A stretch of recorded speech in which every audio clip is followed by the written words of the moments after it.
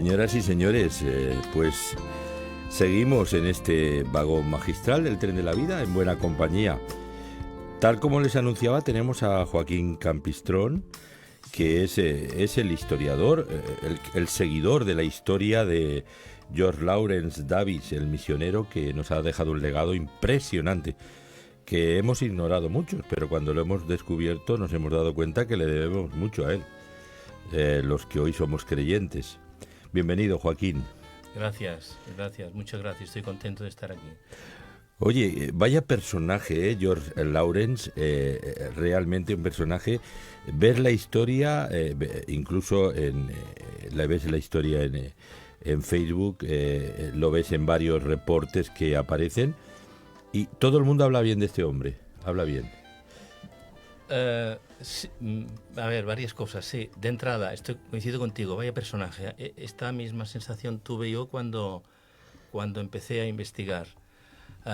Y es evidente, no sabíamos nada. El otro día quise recuperar un papel, digo yo, un papel. Y, bueno, lo digo así porque es que quizá el calificativo que le cuadra mejor es este. La primera vez que me metí en internet hace años y puse su nombre a ver qué salía, había 5 renglones, no había más. Y, como has dicho muy bien, estaba olvidado. Y sí. Cuando, personalmente, cuando empecé a investigar, empecé a buscar, me encontré que, caramba, que sí, que el personaje es digno de ser rescatado del olvido. Hablar bien de él, es cierto, a pesar de todo tenía también, bueno, uno investigando va encontrando que también tenía su temperamento, claro, es evidente, sí, ¿no? Sí. Pero ese temperamento le ayudó a realizar la obra que hizo. Es decir, que decía las cosas por su nombre, no se callaba nada, ni con los de dentro ni con los de fuera, pero él tenía un amor por Jesús y un amor por la gente, que esto es encomiable, sí. Y digno de tenerlo como ejemplo a seguir. Luego Wikipedia y a otros en otros registros aparecen ya la historia de su vida, de lo que se conoce, ¿no?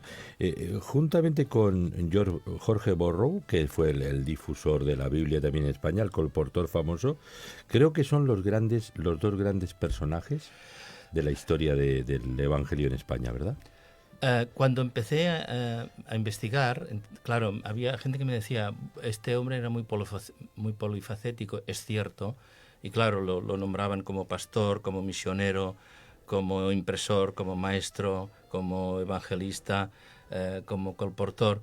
Vale, bien, empiezo a investigar. Y cuando lo hago me doy cuenta que sí que desarrollaba todas estas disciplinas, por llamarlo de alguna manera, pero por encima de todo y viendo, echando mano de sus informes, uno se da cuenta que por encima de todo era colportor. Él decía que en lenguaje nuestro, disfrutaba muchísimo cuando repartía la palabra, cuando en público empezaba a predicar y sobre todo cuando repartía la palabra y hablaba con la gente. Por tanto, claro que tuvo que hacer de pastor, por supuesto, y de misionero y casi de ayudante de doctor de medicina. En algún documento lo encuentro ayudando en una intervención quirúrgica.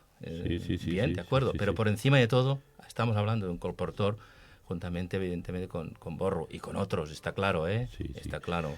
Es procedente de Gales, desembarca en Madrid primero, ¿no? Por un corto periodo de tiempo, y después ya su tránsito hacia Cataluña, donde prácticamente hace su desarrollo mayor, fue aquí. Cuéntanos un poco. Sí, él viene con Chapman y algún otro más, en el año 1863. Bueno, se instala en Madrid. Chapman se queda con Gould, me olvidaba, con tal y su esposa. Y bueno, se instalan en Madrid, y montan ahí una especie de depósito, un depósito de Biblias y de literatura evangelística, pero es pillado, es decir, descubierta su actividad, porque en ese momento la Biblia estaba prohibida, evidentemente, y nadie podía leerla ni nadie podía tenerla si no era con un permiso del obispo muy especial, etcétera, ¿no? Bien, entonces tiene que marchar rápidamente porque evidentemente si no lo encarcelan. Escapa y entonces aquí lo juzgan y lo condenan a 9 años de prisión. Entonces se le llamaba galeras, pero para entendernos, bueno, era una expresión muy figurativa, muy metafórica. Y en realidad lo que era, bueno, una prisión un poco durilla, dijéramos, ¿no? Ya lo eran dura, pero incluía, parece ser, trabajos forzados. Y entonces él, bueno, sabe que si regresa tiene que ingresar en prisión. Evidentemente no lo hacen, pero al cabo de 3 años, eso era en 1865, y en el 68 cae la reina, la antiprotestante Isabel II, aparte de otras lindezas, y entonces, bueno, pueden regresar él y otros misioneros, ya con bastante libertad. Sí, sí. Qué interesante. Y luego cuando llega aquí, claro, él es tan polifacético, crea la que es llamada la escuela de los pobres, ¿no? Esto es porque escuelas había pocas, también en aquella época. Sí. Bueno, a Escuela de los Pobres, él funda varias escuelas, es decir, no solamente sabemos de las escuelas a principio sabíamos escuelas, claro, en Gracia, en Barcelona, en calle Ferlandina, en Pamplonou, y conocimos la de Caldas, sí, se conocía. Luego he podido ver que también abre escuelas en Igualada y en Vilassar, y si no tengo claro ahora otro sitio, mejor no lo digo. Pero el título de Escuela de los Pobres, se puede adjudicar, hasta ahora la única información que tengo es que se refería a Caldas. No sé si en otros lugares se denominaban así, pero el hecho es que encuentro este nombre lo encuentro relacionado con la Escuela de Caldas.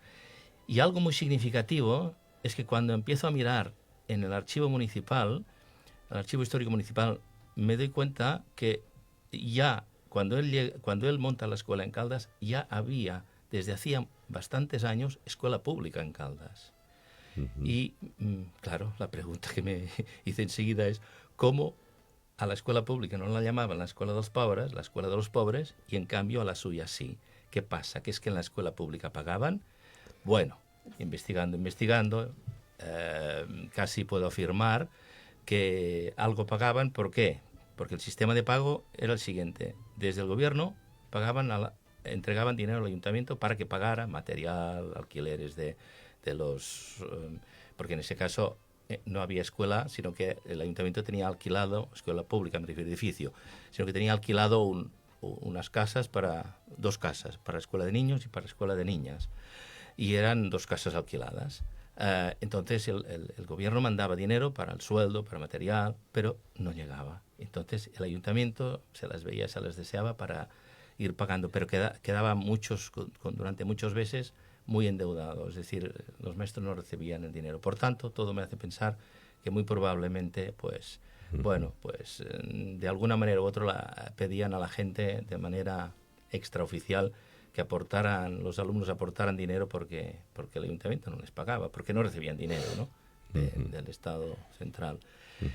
Y seguramente por eso se llamaba la Escuela de los Pobres, ¿no? Sí. Bueno, además de esto, este hombre es el precursor del Hospital Evangélic, al nuevo Hospital Evangélic que está a punto de inaugurarse ahora también, después de tantos y tantos años, ¿También? Hay un amigo, hemos llegado a ser amigos, que se llama Xavier Sistac, que es el que está haciendo una parte de un libro que tiene que salir sobre historia del Hospital Evangélic, y a él le tocó hacer la primera parte, dijéramos, desde sus inicios hasta el año 2000, si no recuerdo mal. Claro, vino a contactar conmigo y le pasé toda la información que tenía, y luego él fue estirando el hilo y encontró más información. No se puede decir que por tanto, no se puede decir que el hospital actual o el de calle Camelias era el fundado por él. No, es cierto, porque estuvo durante unos años inactivo. Él lo fundó, el primero que fundó, bueno, él ya tuvo algo en su propia casa, en la calle San Juan de Gracia. Pero después, en el 1874, funda un hospital en la calle, hoy de gracia es digo Igualada, antes se llama San Pablo. Y estuvo vigente unos años. No sabemos por qué dejó de existir. Según la investigación de este amigo mío, de Xavier Sistac, parece ser él se traslada, está unos años en Inglaterra, y durante estos años es probable que el hospital pues quedara, es decir, no continuara su labor, quedara interrumpida. Pero luego se reinicia con otros. Pero claro, el embrión evidentemente se lo debemos a él. El precursor, del proyecto, sí. También fue, y que colaboró ocasionalmente con él, Jorge Müller, que el hombre, el de los orfanatos, otro de los grandes, igual que Roberto Chapman, uno de los hombres insignes de la época, ¿eh? Sobre todo Müller.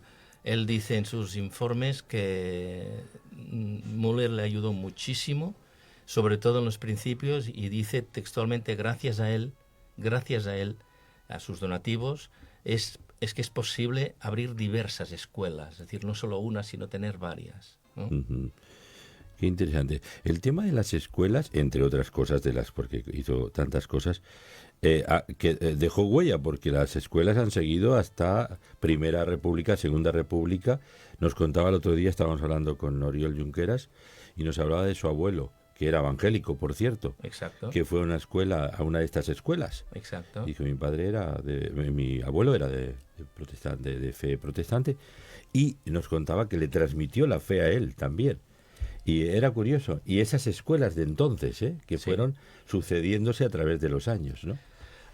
Y no solamente aquí tenemos, claro, Oriol Junqueras porque tenemos cerquita, ¿no? Pero en el que fue presidente de la Segunda República, Manuel Azaña, sí, pero un montón de diputados y de políticos de la época de la Segunda República habían estado en escuelas evangélicas, pero un montón. Claro, cuando llega el fascismo, pues se lo carga todo y todo cerrado, y se salvó alguna, la de Madrid, porque la que fundó Fliedner, se salva porque, bueno, no dependía de nadie de aquí, sino de una fundación alemana, y entonces, claro, evidentemente, si entraban ahí a saco o la cerraban, pues se metían en un berenjenal diplomático impresionante, ¿no? De la historia de Barcelona también, Gracia, el barrio de Gracia, donde desarrolla una tarea muy importante, entre ellas el precursor del Hospital Evangélic, pero ya en Caldas de Montbui, ahí se desarrolla todo, desde ahí y ahí toda una historia, ¿no? Una historia más amplia, ¿no? De la persona, del personaje, ¿cómo es? Había en Caldas, claro, yo soy de allí, y había, cuando empecé a preguntar, bueno, ¿cómo empezó el Evangelio aquí? Bueno, los viejos me hablaban de que sus abuelos les decían, ¿no? Y bien, un inglés que está enterrado en el sector disidente, allí no había nada, porque entonces no se permitía ninguna señal de nada. Sus hijas abrieron una escuela y así, poquita cosa más. Bien. Pero investigando resulta que me doy cuenta que hay una serie de inexactitudes y de no dichas, o sea, de falsedades, no dichas con mala voluntad, pero bueno, a veces hay gente pues bueno que simplemente escucha una cosa, luego y va cogiendo cosas de aquí y de allá, ¿no? Y entonces monta la propia historia sobre aquel personaje. Pero luego te das cuenta de que no es así. No sé, por ejemplo, se decía que las dos hijas, la Isabel y la Esther, que fueron dos de las principales maestras de la escuela, pues habían venido con sus esposos a trabajar aquí en los ferrocarriles que había en aquel momento, que si llegaron a Caldas en el 1873 y se creó la escuela en 1873, bueno, que la iglesia tuvo sus inicios en 1880 es más que dudoso, y no solamente más que dudoso, sino que hay documentos que vendrían a decir todo lo contrario, es decir, que sí que llegó a Caldas en 1873, pero que no es que quedó ahí y ahí desarrolló su gran labor. No es cierto. Hay toda una serie de años que luego se ha descubierto que los pasó en Inglaterra haciendo trabajo evangelístico y de ayuda social, pero por alguna razón que se desconoce, bueno, regresa. Y cuando regresa, pues no necesariamente quiere decir que viene a Caldas. No sabemos dónde fue, porque hay años en los que no se puede encontrar, hasta ahora no se ha podido encontrar informes suyos, ¿no? Pero parece ser que su establecimiento, o sea, el establecimiento de su actividad escolar y evangelística en el pueblo no es de los principios, sino que precisamente es de los finales, ¿no? Y eso desmonta todo lo que se había dicho, no con mala voluntad. Los primeros, hay quien todavía se aferra a aquello y a esos datos. Cuando yo les he pasado los datos, les he dicho no. O sea, cuando digo datos, digo documentos, ¿no? Y recuerdo, por ejemplo, que hay una revista que se llama Edificación Cristiana, no recuerdo ahora qué año, y un tal Pablo Lemor, él ahí atestigua que la obra en Caldas empezó en 1890 y va cuadrando con lo que este amigo mío, Xavier Sistac, y yo mismo he podido encontrar por aquí y por allá, ¿no? No podemos decirlo de manera definitiva porque no hay ningún documento que diga a partir de esta fecha, pero hay indicios. Ahora, interesante que el pueblo de Caldas de Montbuit y sus alcaldes, sus dichos en cuestión, no solamente han dado constancia, sino han reconocido, que eso no es fácil, lo que ha pasado, han reconocido la figura de George Lawrence. Además, justamente donde está la iglesia evangélica en la calle, le han puesto su nombre. Esto es algo inédito. No, eso fue coincidencia, ¿eh? ¿Es una coincidencia? Sí, es una coincidencia. Muy bendita coincidencia, qué bonita. Sí, por qué supuesto. Qué bonita. Sí. Hombre, yo recuerdo haber conocido el Evangelio y la primera vez que entré en una iglesia evangélica fue en la de mi pueblo, en la calle que hoy es Lawrence, pero en la parte de arriba de la calle. Y la iglesia está allá desde el año 1900, en aquella calle, se llamaba Espartero, estaba, no sé si es del año 1950 y algo, o sea que llevaba años y años y años, ¿no? Es una coincidencia. Eso que has dicho de las autoridades, veamos, es cierto hasta cierto punto. Yo seguí todo el proceso, es decir, de primera mano, y guardo hemeroteca, evidentemente, de todo, ¿no? Y pude encontrar cómo la petición de cambio de nombre, no relacionada con Lawrence, es del año 1999, cuando de Lawrence no sabíamos apenas, yo, el primero, no sabía apenas nada, pero es que los demás del pueblo tampoco. Y los demás creyentes, no se nos pasó ni por la cabeza. Aquí el ayuntamiento se metió porque, y al principio recuerdo que esta petición, ahora me llevo por las ramas, la petición del cambio de nombre en 1999 lo hace un concejal, que luego nos hemos visto, ha conocido la ruta, ha estado en la ruta, el hombre está entusiasmado con la ruta y con el descubrimiento de Lawrence, y lo hace él. Es concejal de un partido político y dice, hay que quitar a este espartero de nuestras calles. La cosa queda ahí. Luego hay un movimiento vecinal al cabo de unos años que lo retoma y el ayuntamiento, o sea, lo pone fácil porque le interesa, así de claro, es interés. Y lo sé porque yo he hablado antes del cambio de nombre, después del cambio de nombre, con concejales, con el que hoy es alcalde, que entonces fue concejal, que se ocupó de este hecho, de hacer el cambio de nombre a través de abrir la posibilidad de que otras personas y otras entidades diéramos pues hiciéramos nuestras propuestas, de pasarlo por el nomenclator, que se quedara con una terna, que después hubiera votación. Pero aquí en el punto final, y esto no quiero olvidarlo, porque es digno de mencionar, quien empezó en Caldas, y creo que en Barcelona también lo hizo en su momento, a mover, es decir, a hacer la petición, y además firmándolo, es decir, entrando por registro del ayuntamiento, de dar nombre a Lawrence algún día en una calle en Caldas, y no se tenía en mente en aquel momento esa calle, sino que se hablaba de que si en algún día, así lo dice el documento de entrada, si en algún día en Caldas se abre alguna calle o alguna plaza nueva, se le dé el nombre de Lorenz. Y entonces él allí, estoy hablando de Pereira, de Josep Pereira. Josep Pereira. Sí. Hay que dar, es decir, el que inicia, el que remueve las aguas y el que hace una propuesta concreta, no de la calle, sino de poner un nombre a Lorenz. Y entonces hace, evidentemente, en la justificación, hace un poco de biografía, evidentemente, ¿no? Para justificar la petición. Pero se debe a él. Es decir, él fue quien nos abrió los ojos. Luego ha habido quien se ha montado al carro y que se ha autobrogado medallas, pero no es verdad. La documentación que tengo lo demuestra de una manera perfecta. Y tengo esta documentación porque simplemente me fui al ayuntamiento un día y dije, oye, yo puedo tener esta petición que en su momento hizo Josep Pereira. Y me dijeron, pues claro, tú y cualquier vecino. Uh-huh. Porque eso es una cosa pública, tú y cualquier vecino. Te vamos a tachar en el documento donde pone el número de carnet de identidad, le vamos a poner una tirita negra, pero... Y todo eso lo tengo. Claro, que verifica, autentifica el dato. Exacto. Claro. Hablaremos de la ruta de Caldas en un momento, pero antes de esto, el curioso, el dibujo, bueno, la fotografía que sale del carro, Sí. Este carro del colportor, aparece en la portada del libro, Sí. es muy emblemático, porque describe muy bien los movimientos de los colportores de la época, ¿verdad?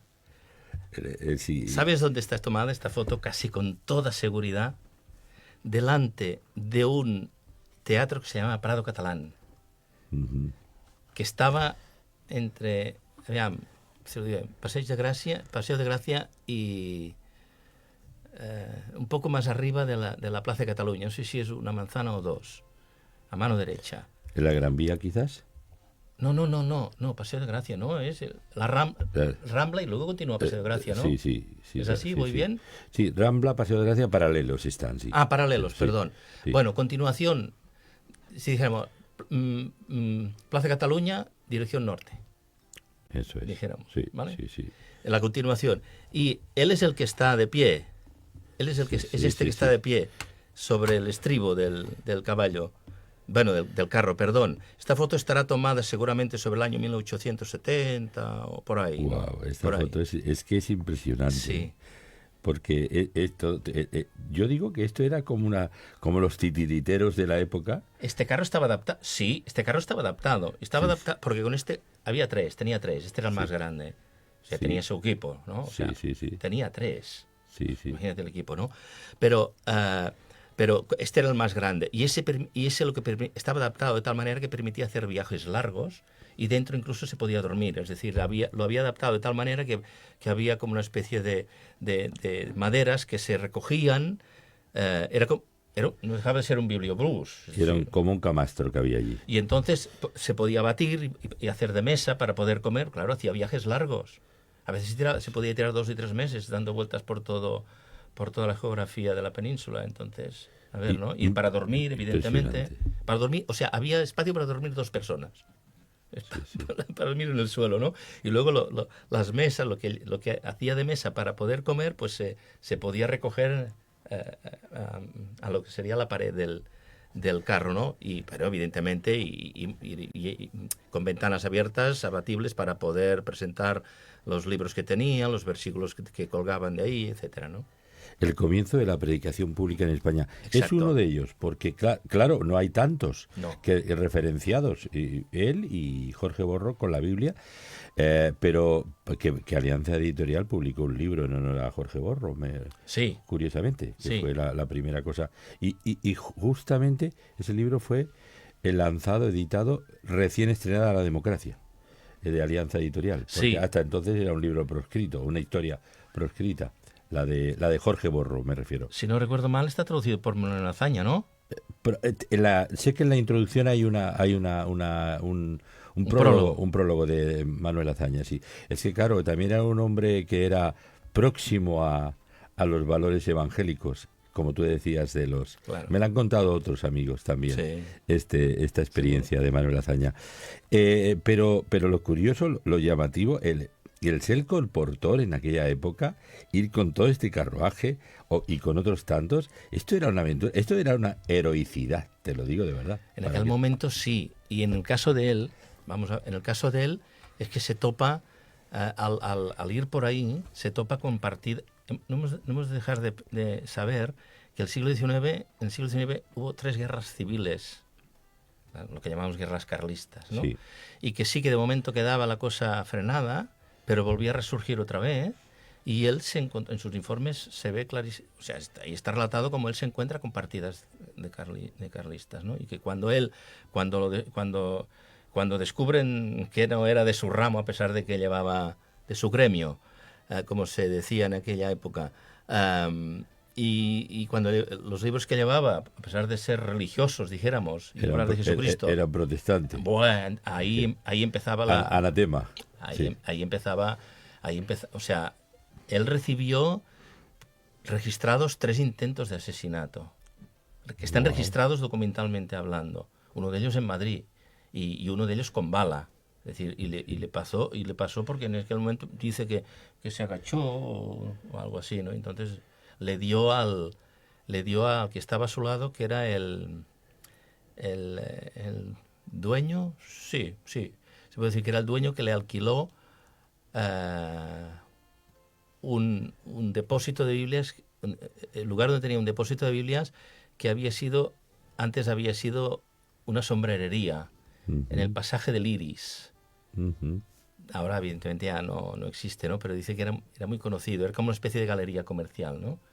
Sí. Y le pasó, Sí. o sea, bueno, le dio al otro, aunque o sea, lo hirió solo, ¿no? Pero bueno, o sea que la cosa estaba seria, no es como ahora, que lo tenemos tan fácil, no tiene que ver, ¿no? Ni mucho menos. Ni mucho menos. ¿Por qué ese interés tan apasionado? Y yo me siento indirectamente identificado porque admiro a este tipo de personajes, sinceramente. Los admiro porque nos han precedido y han sembrado mucho de lo que nosotros hemos recogido. Pero toda la ruta de George Lawrence que tú diriges y todo eso, ¿cómo nace todo esto y qué es? Avánzanos un poquito para despertar la curiosidad y que algunos amigos vayan a revisarla. Por supuesto. Para mí, vamos a ver, yo empiezo a investigar, me acuerdo que empiezo a investigar y empiezo a encontrar cosas y el pastor, un pastor argentino que había en Caldas entonces, se llama Adolfo, y bueno, empiezo a explicarle, he encontrado esto, aquello, bien, de acuerdo, va pasando el tiempo, ¿no? Bueno, hasta que llega un momento que me dice, oye Joaquín, se me pasa una cosa por la cabeza, ¿qué? ¿Por qué no haces una ruta? ¿Una ruta de Lawrence? Sí, de Lawrence. ¿Por qué? Pues sí, en el pueblo, sí, pero es que si tengo 4 datos, o sea, 4 datos, ¿cómo me monto una ruta yo en 4 datos? ¿Pero esto qué es? Y recuerdo que me dijo, tú no lees la Biblia, ¿verdad? No de una forma tan directa, pero...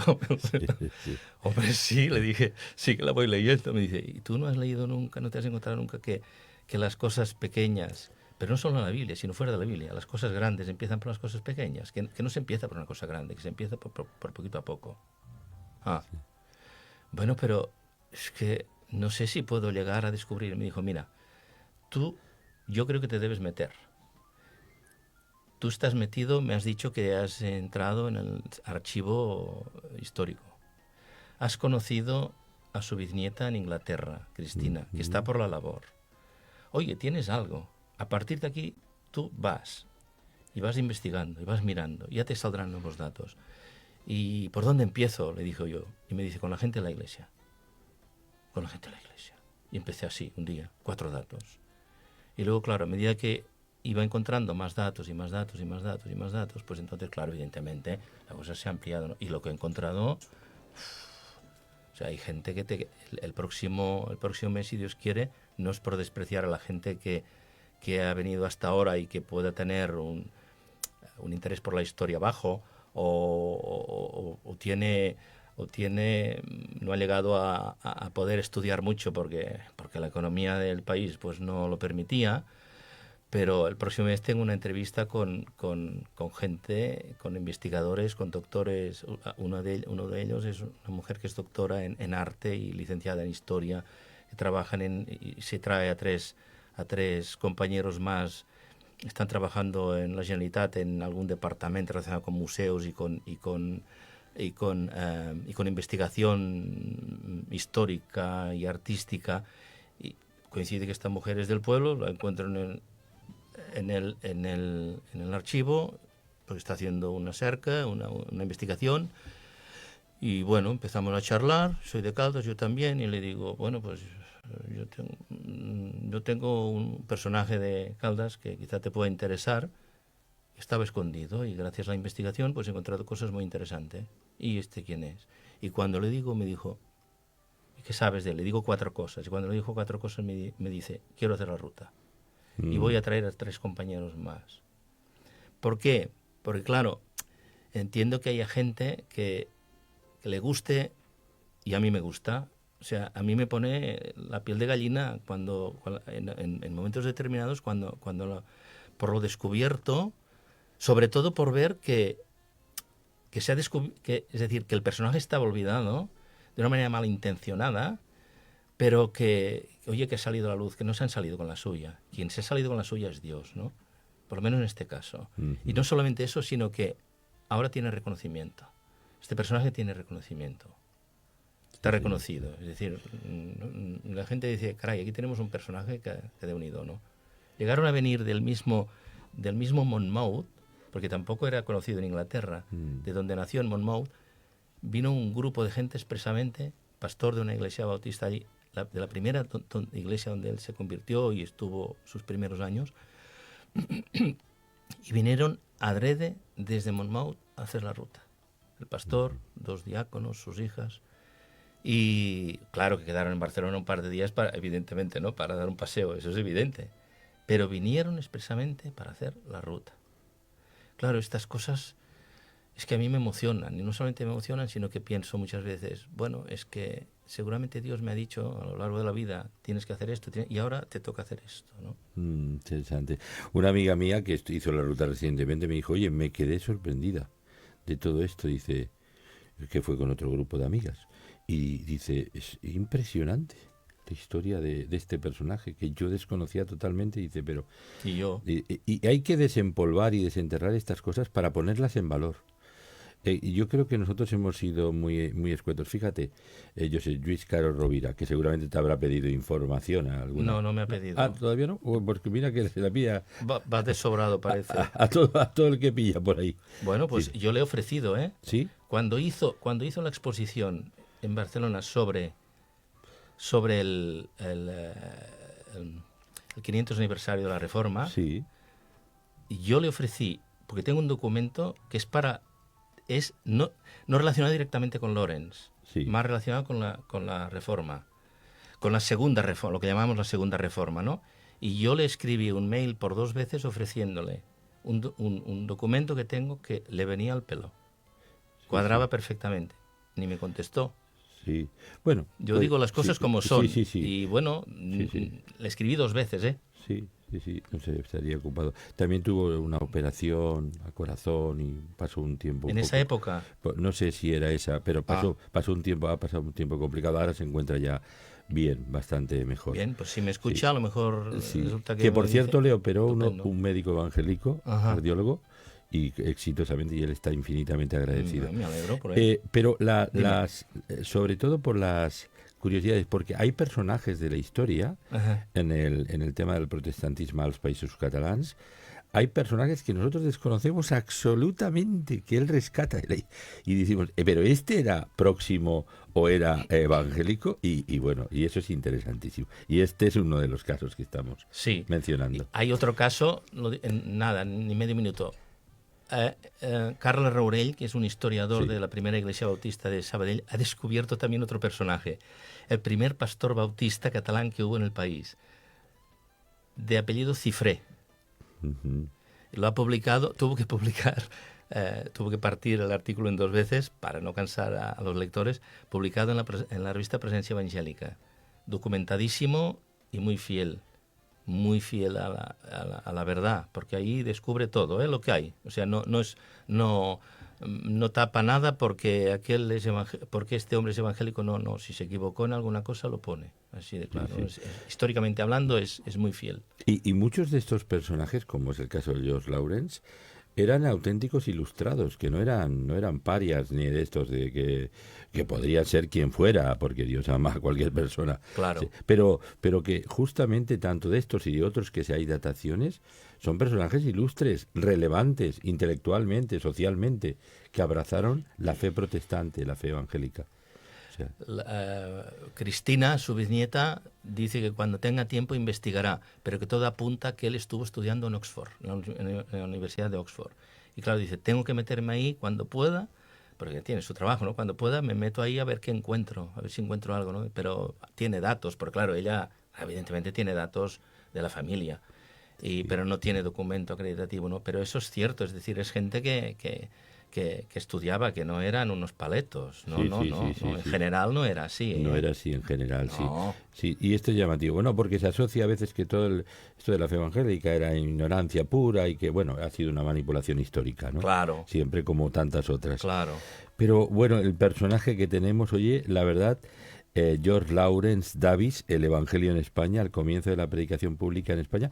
¿Cómo pueden conseguir directamente el libro? Porque está en castellano y catalán. Está muy bien, porque bueno, nosotros lo leemos en nuestra doble lengua porque nos apetece y la entendemos.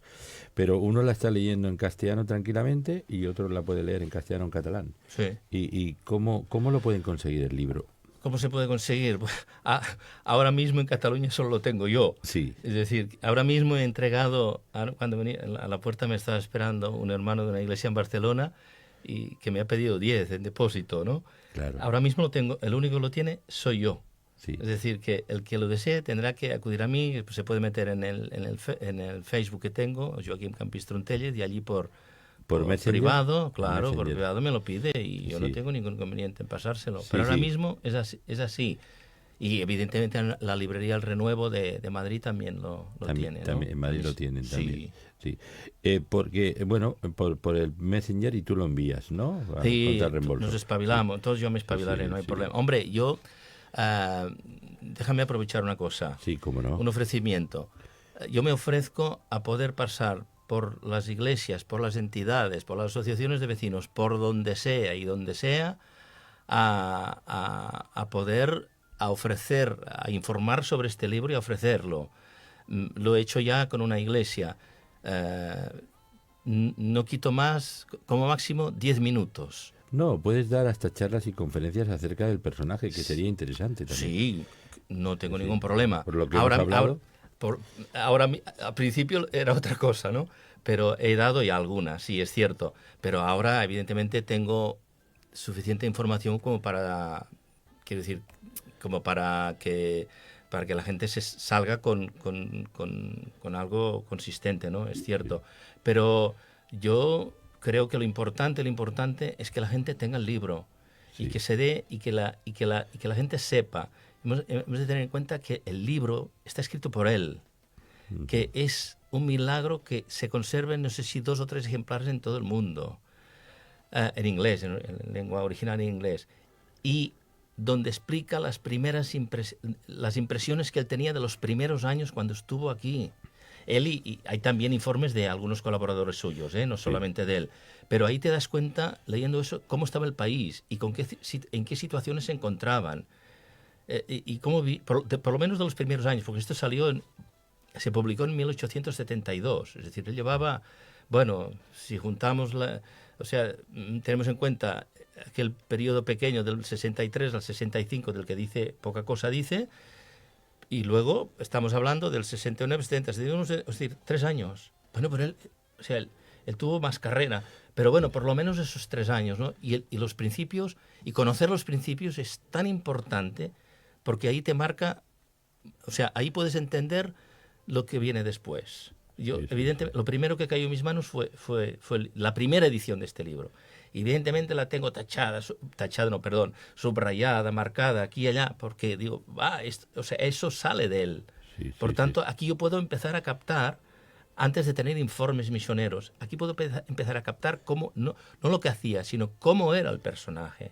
Sí, sí, ¿Cuál sí, era sí. su temperatura? Bueno, no soy ningún psicólogo, ¿no? Pero uno puede detectar más o menos Sí. si era un pasivo o no lo era, ¿no? Evidentemente no lo era, ¿no? Pasivo en No, absoluto, sí. en absoluto, ¿no? Pero puedo detectar, por ejemplo, que tenía Su temperamento era un poco colérico, por ejemplo.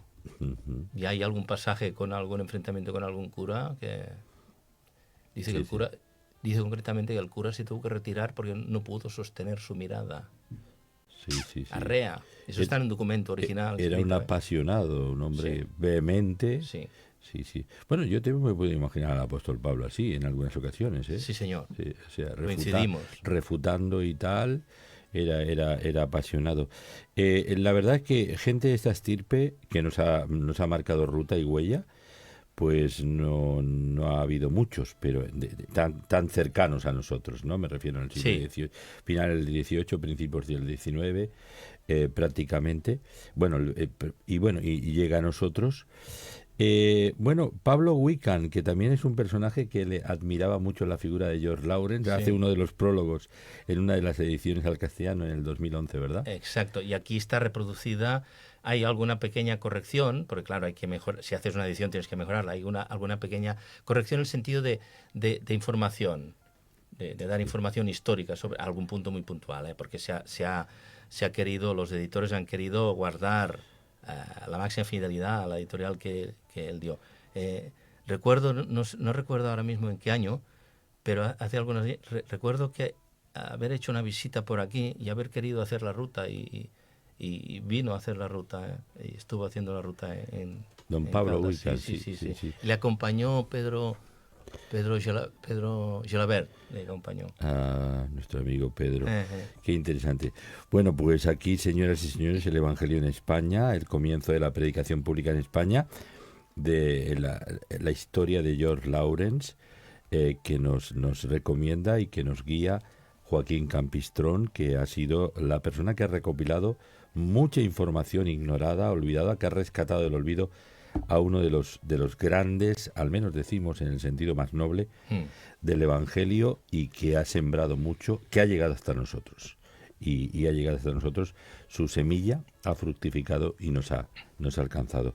¿Alguna cosa más, Joaquín, te queda en el tintero? Muchas, pero ahora me he acordado una porque creo que tiene su importancia. Él, aunque no empezó en una iglesia asambleas de hermanos, sino eso es algo de lo que se ha descubierto, siempre se decía, asambleas de hermanos, no, él se descubre que no empezó así, empezó en una iglesia bautista. Ahora podría explicar cuál fue su traslado, pero no hay tiempo, a una iglesia asambleas de hermanos en Leominster, pero no hay tiempo, evidentemente. Pero sí quiero remarcar una cosa, en cuanto aquí, en Cataluña, todas, y digo todas, las asambleas de hermanos de Cataluña provienen de él. Él, claro, él no fundó todas las iglesias, no, por supuesto, pero él funda la primera, actualmente en la calle Teruel, en Barcelona. Sí. Y a cabo de unos años, la de Caldas de Montbui. Pero desde la iglesia de la calle, en principio Ferlandina y San Gabriel, Ferlandina en la zona de las Ramblas y San Gabriel en Gracia, a partir de esta iglesia luego surgieron todas las demás, es decir, lo que llamaríamos hijas, nietas, bisnietas, etcétera, etcétera, etcétera, ¿no? Creo que es un dato a tener importante. Todas las iglesias de asambleas de hermanos tienen su origen de Cataluña digo, ¿eh? Sí. De otros lugares evidentemente que no, o otros misioneros, pero en Cataluña todas tienen su origen en él. De la misma manera que el Hospital Evangélico tiene su origen en él. Sí, sí. Pues fíjate qué paradojas de la vida, que yo soy hijo de la iglesia de Teruel. Era mi iglesia madre, donde a través de una iglesia nueva que abrió esa iglesia Teruel recién, que íbamos a la iglesia de Teruel cuando había las asambleas generales, Exacto. yo conocí al Señor ahí. O sea que la semilla de George Lawrence llegó incluso a mí. Y a mí, porque la iglesia en Caldas, la iglesia que él fundó en Caldas, también fue dependiente de Teruel muchísimos años. Sí, fíjate, Muchísimos. cómo ensamblamos la historia y vemos Sí. que tenemos tanto en común, y bendito sea Dios porque nos ha llegado a nosotros y nos ha transformado la vida y nos ha dado la esperanza de la vida eterna en Cristo Jesús. Amén. Joaquín, muchísimas gracias. Oye, tienes una biblioteca ahí en tus apuntes y en tu cabeza. Es digno de hacer la ruta contigo. Claro, yo espero que la hagáis, porque es que hay que conocer el legado, no solo el legado, sino qué pensaba este misionero, qué visión tuvo de Jesús. Cuando encontré en los documentos, a copia de investigar y de tiempo, ¿no?, quién era Jesús para él, Sí. entendí muchas cosas. Sí, sí, o sea, importante. pude captar el porqué de su tesón, de su trabajo continuado, en fin, de no querer arredrarse, ni de tener miedo de nada, ni de nadie, y si lo tenía, pues se lo hacía pasar y punto, ¿no? Y claro, todo eso se habla en la ruta, evidentemente, eso y muchas otras cosas más. Más allá de la iglesia, de la librería evangélica El Renuevo en Madrid, ustedes en el muro de Facebook de Joaquín Campistrón, en Messenger, yo por ejemplo hablo con él también y perfectamente. Miren, por favor, ¿me puedes enviar esto a este sitio y tal? Y comunicación perfecta. El Evangelio en España de George Lawrence, acerca de la ruta, si quieren venir a hacerla, un grupo que seguramente al escucharlo en diferentes lugares, mucha gente de nuestro un poco de nuestro tarasná, de esto de interés por este tipo de cosas, dirá, oye, ¿sabes qué? Nos vamos a pasar un fin de semana para allá, para Barcelona. Mira, pensar que es plantearse un sábado de asueto, ¿no?, de tranquilidad, de paseo, y hay posibilidades de quedarse a comer en un parque allí, que es hacer picnic allí, que es una pasada, con servicios, los servicios mínimos de lavabo, de bar, etcétera. Es decir, uno se puede ir al restaurante, se puede dar luego un garbeo por la tarde. Los baños termales el domingo, si se quedan el fin de semana. Bueno, eso es otra historia, ¿no? También. Pero yo recuerdo en esta última ruta, a ver, después por la tarde, porque bueno, vi que el grupo me aceptó bien y hubo buena comunicación. Y entonces, pues por la tarde, pues nos juntamos otra vez y hicimos un paseillo por la zona histórica del pueblo. Bueno, ¿por qué no? Es plantearse, descansar un día y pasar un rato agradable con familia, con amigos, y paseando y aprendiendo cosas, ¿no? Pues ahí queda eso, Joaquín Campistrón, a través del Messenger. Pueden ponerse en contacto con ellos y recuerden que si se olvidan de algo y dicen, bueno, no me ha quedado con algún detalle, escriben a juliopérez@ondapaz.fm y yo les derivo a su Facebook, les diré cómo ponerse en contacto con él a través del Messenger. Exacto, muchas gracias. Se lo recuerda de juliopérez@ondapaz.fm.